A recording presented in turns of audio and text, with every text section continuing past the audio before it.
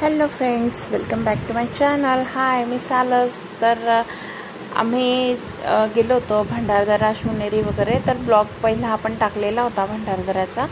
आता आम्ही चाललो आहे शिवनेरीला. शिवनेरीला जात असताना आम्ही खूप छान असे व्हिडिओ ब्लॉग्स वगैरे बनवले होते, पण ते थोडं लेट झाले टाकायला. तर बघू शकता तुम्ही, अशा पद्धतीने आम्ही पोचलो शिवनेरी किल्ल्यावर, जिथे महाराजांचा जन्म झालेला होता.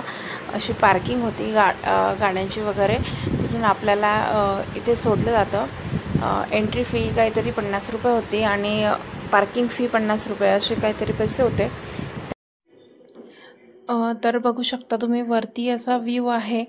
आणि आम्हाला वाटेत आजी भेटल्या. आजी कोकणाकडनं आलेल्या होत्या.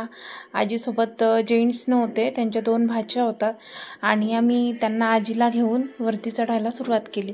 हरीशने त्यांना हात दिलेला होता आणि ते आजीला हळूहळू शिवनेरी चढायला मदत करत होते.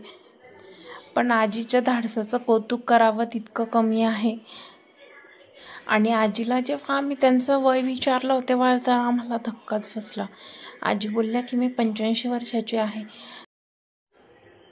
म्हणून आजीला पाहून तर आम्हाला म्हणजे धक्काच बसला एक प्रकारे, की आजी एवढे स्ट्रॉंग कसं असू शकता.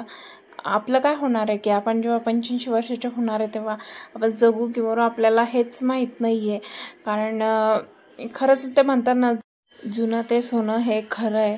आणि आम्ही ते अनुभवलं. आणि व्ह्यूचं सांगायचं म्हटलं तर शिवनेरी हा फोर्ट एक नंबर आहे, एक नंबर.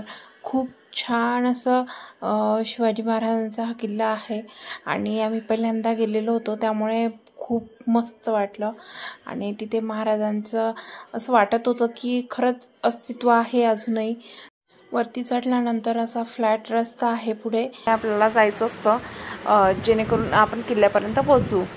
बाकी व्ह्यूचं सांगायचं म्हटलं तर व्ह्यू एक नंबर होता. आणि पाणी वगैरे न्यायची आवश्यकता नाही आहे, वरती पाणी वगैरे सर्व आहे. आणि आम्हाला माहीत नसल्यामुळे आम्ही घेऊन गेलेलो होतो, त्यामुळे.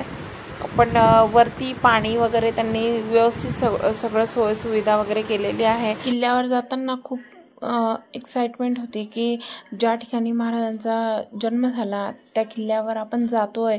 आणि पहिल्यांदा सर्व मित्रमैत्रिणी मिळून आपण तिथे जाणार आहे. आणि महाराजांच्या म्हणजे तिथे जे आहे किल्ला, त्याचं दर्शन वगैरे आपण घेणार आहेत.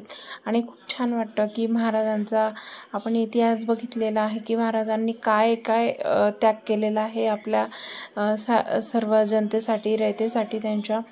तर ते सर्व इतिहास डोळ्यासमोर आला होता एका सेकंदासाठी, की खरंच महाराज इथून कसे जात होते किंवा महाराज इथे काय करत होते आणि त्यांनी कसं सर्व रयतेला सांभाळून ठेवलेलं होतं. खूप छान असं किल्ला आणि खूप छान असं नेचर ह्या किल्ल्याचं होतं. अशा पद्धतीने आपण बघितला हा शिवनेरी किल्ला. शिवनेरी किल्ल्याचा इतिहास सर्व आपण बघितला. तर अशा पद्धतीने हा किल्ला आहे आणि खूप छान असा निसर्ग ह्या किल्ल्यावर आहे. महाराजांनी खरंच खूप छान पद्धतीने ह्या किल्ल्याची देखरेख केलेली होती. खूप छान पद्धतीने हा किल्ला ठेवलेला होता. तर तुम्हाला हा ब्लॉग कसा वाटला ते नक्की कमेंट करून मला सांगा. आणि अशीच नवीन नवीन ब्लॉग बघण्यासाठी माझ्या चॅनलला सबस्क्राईब करायला विसरू नका.